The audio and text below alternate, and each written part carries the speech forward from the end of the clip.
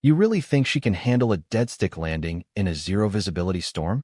This isn't a video game, sweetheart. The words, sharp and dripping with condescension, echoed through the cavernous Aegis Dome simulator facility at Naval Air Station Coronado. The crowd of elite aviators, a sea of olive-drab flight suits and polished boots, rippled with nervous laughter. Commander Rex Ripper Thorne, a man whose ego was as famously large as his call sign, gestured with a dismissive wave toward the lone figure seated in the simulator's cockpit. She was small, unassuming, lost in the bulky flight gear that seemed a size too big. Her hair was pulled back in a simple, severe bun, and her face, devoid of makeup or expression, was illuminated by the soft glow of the pre-flight checklist on her datapad. She offered no reaction to the insult. No flinch, no glance, not even a tightening of her jaw. Her world had compressed to the screen in her hands, her finger methodically tapping through diagnostics, as if Thorne's voice were nothing more than distant, irrelevant static. From the darkened observation deck above, a shadow shifted. Admiral Hawthorne, a man whose presence commanded respect without a single spoken word, watched the scene unfold. His eyes narrowed not on the boisterous commander, but on the woman's hands, the steady, practiced economy of their movement. But when the admiral saw her stance, the subtle, perfect posture she held even while seated, a flicker of recognition crossed his face, a memory from a ghost story he'd heard whispered in classified briefings. If you believe that true strength doesn't need an audience, type competence below. The tension in the dome was a physical thing, a pressure that built with every second of her silence. Thorne, emboldened by the lack of response, continued his tirade. He was a gatekeeper of the old guard, a man who believed skill was measured in decibels and validated by backslapping camaraderie. He saw her as an intruder, a civilian tech sent to run a diagnostic, someone who had no right to occupy the sacred space of the F-35C simulator. He launched into a lecture, his voice booming over the facility's comm system, a sermon on the difference between those who fly and those who merely maintain. He spoke of G-forces and gut checks, of the visceral reality of carrier landings and the instinct that separated true pilots from button pushers. All the while, she remained a statue of professional focus. The onlookers, caught between the authority of a commander and the uncomfortable spectacle of public humiliation, shifted their weight. They were the best of the best, but in this moment, they were complicit in their silence. Her stillness was an accusation, a mirror reflecting their own failure to uphold the very standards of respect they claimed to embody. She finished her checklist, the final green light blinking on her datapad. She didn't look up at the observation window.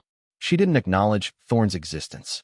With a calm, fluid motion, she donned her helmet, the smoked visor sliding down to erase what little of her face was visible, leaving only an impassive, reflective surface. The world outside ceased to exist. There was only the mission. The challenge was initiated. The Aegis Dome, a marvel of immersive technology, roared to life. The panoramic screens flickered, displaying the churning, slate-gray chaos of a Category 4 hurricane. Rain lashed the virtual canopy, and the simulated aircraft bucked violently. This was the Kobayashi Maru of naval aviation, an unwinnable scenario designed to test a pilot's breaking point. The parameters were brutal: a catastrophic double-engine failure, complete hydraulic loss, and zero visibility on final approach to the carrier. It was a test of character, not skill, because survival was considered a mathematical impossibility. From the observation deck, Thorne smirked, leaning forward in his chair, ready to watch the inevitable crash and burn. He anticipated panic, a frantic voice on the comms, a desperate, failed attempt to follow the standard emergency protocols. But from the cockpit, there was only silence. The only sound was the rhythmic, almost meditative pattern of her breathing over the open channel. Her hands moved across the controls with a surreal grace. There was no wasted energy, no frantic searching. Every input was deliberate, precise, and shockingly calm. She wasn't fighting the storm, she was dancing with it. She ignored the blaring alarms and the shrieking warnings of the onboard computer, her focus absolute, her purpose clear. The aircraft, now a multi-ton glider, was falling from the sky, a metal coffin in the heart of a tempest, yet inside that cockpit, There was an island of profound, unshakable peace. The silence from the cockpit was more unsettling than any scream. Thorne's smirk faltered, replaced by a flicker of confusion. The telemetry on the main screen was doing things that shouldn't be possible. The F-35C, a brick without its engines, was not plummeting, it was gliding. Her inputs were microscopic, using the hurricane's own violent wind shears as auxiliary control surfaces. She was riding the chaos, turning the storm from an enemy into an unwilling ally. She was performing a dead-stick landing, not by the book, but by an instinct so profound it bordered on supernatural. The jet sliced through the clouds, and for a terrifying second, the carrier deck appeared, pitching wildly in the monstrous waves. Standard procedure dictated a wave-off, an impossible choice that would only delay the inevitable crash into the sea. But she did not wave off. She held the course. The entire room held its breath. On the screen, the landing gear deployed with a final, hydraulic sigh. The jet seemed to hang in the air for an impossible moment, a predator descending on its prey, before kissing the deck with a gentleness that defied physics. It caught the third wire perfectly. The simulation ended. A single, stark word flashed in green on the main display: success. The Aegis dome fell into a silence so complete, so absolute, that the low hum of the cooling fans sounded like a roar. Thorne was on his feet, his face pale, his arrogance shattered into a million pieces of disbelief. "No way," he whispered, the words barely audible. "That's not possible. The physics are wrong. The program isn't designed for that." From the shadows of the observation deck, the authoritative figure of Admiral Hawthorne emerged into the light. He didn't spare a glance for the stunned Commander Thorne. His eyes were fixed on the simulator, on the woman who was now calmly going through her post-flight shutdown sequence as if she had just parked a sedan. He walked to the central control station, his footsteps echoing in the cavern of stunned silence.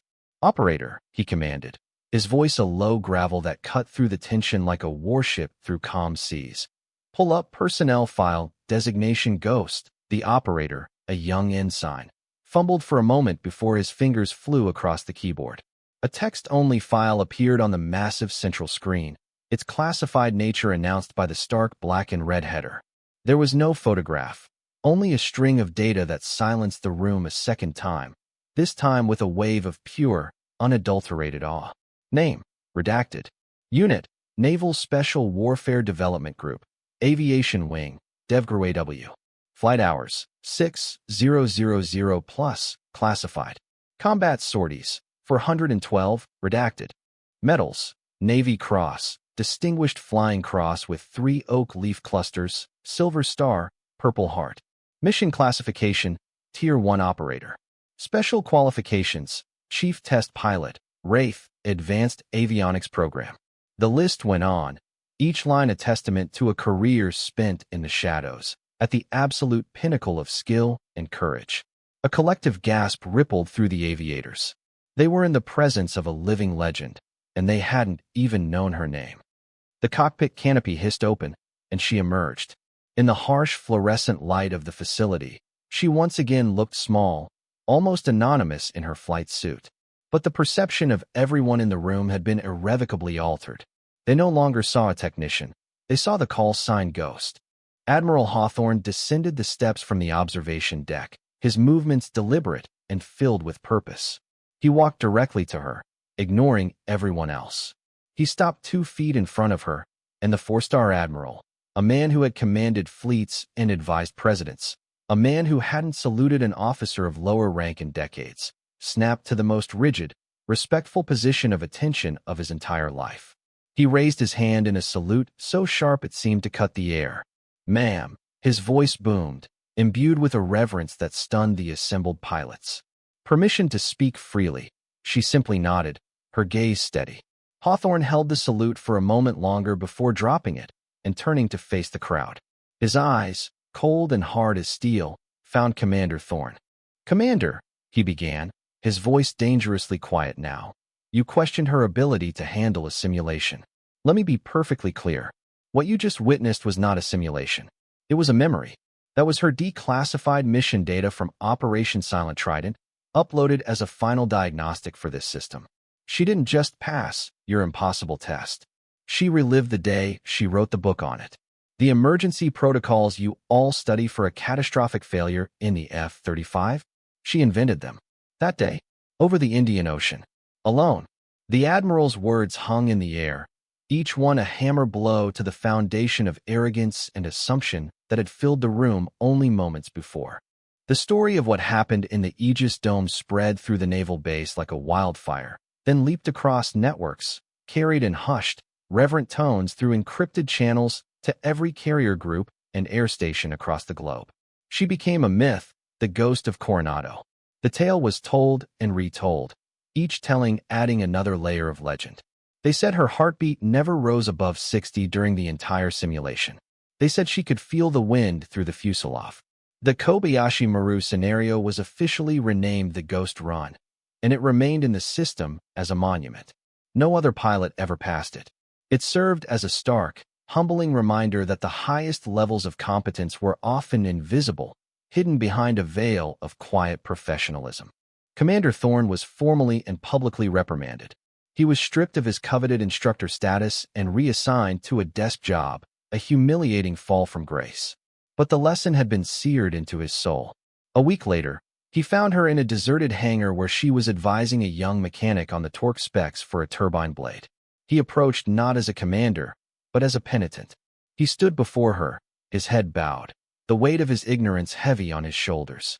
"Ma'am," he said, his voice thick with a shame that was raw and genuine. "There are no excuses. I was arrogant and I was wrong. Thank you for the lesson." She looked up from the engine housing, her eyes meeting his for the first time. There was no anger in her gaze, no triumph, only a quiet acceptance. She gave him a single, brief nod. The gesture was not one of forgiveness, but of acknowledgement. The lesson was learned, the matter was closed. For her, it was never personal. It was about the standard. Competence, precision, respect. These were not abstract ideals. They were the core components of survival, and she had no time for anything that compromised them. In the weeks that followed, she was often seen not in the company of admirals or commanders, but with the junior enlisted, the young maintainers, and rookie pilots. She never lectured. She mentored. She would stand with them on the flight line, pointing out a subtle discoloration on a hydraulic line that hinted at a future failure, or sit with a nervous ensign in a debrief, patiently explaining how to read the nuance in an air current chart.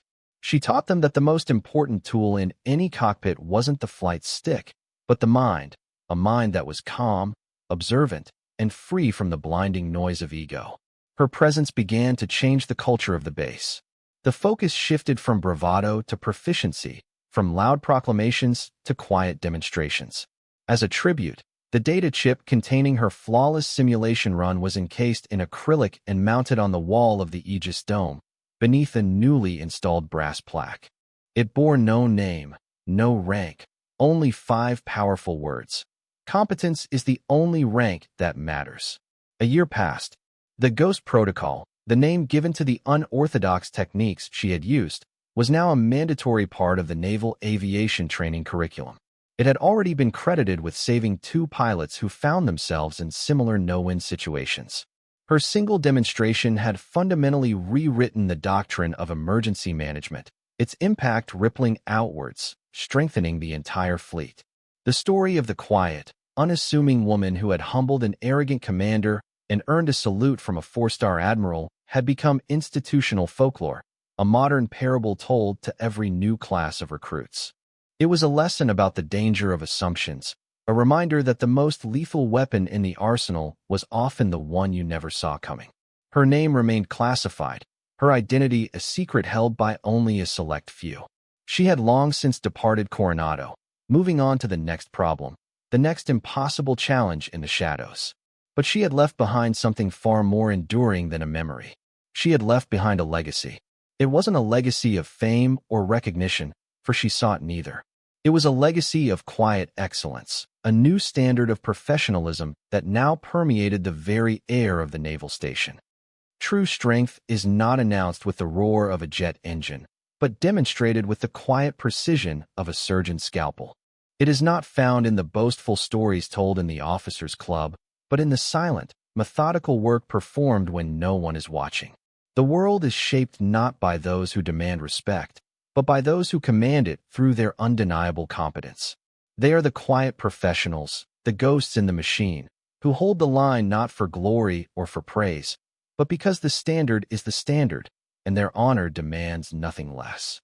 Their legacy is not a name carved in stone, but a higher level of performance that continues long after they are gone, a silent, enduring monument to the simple, powerful truth that what you do will always be more important than what you say. It's the quiet calm in the heart of the storm. It's the steady hand when all others tremble. It is the profound and unshakable confidence that needs no external validation, for the work itself is the only witness that will ever matter. For more stories where quiet competence triumphs over loud assumption and where silent discipline defines their worth, subscribe to Unknown Heroine Stories.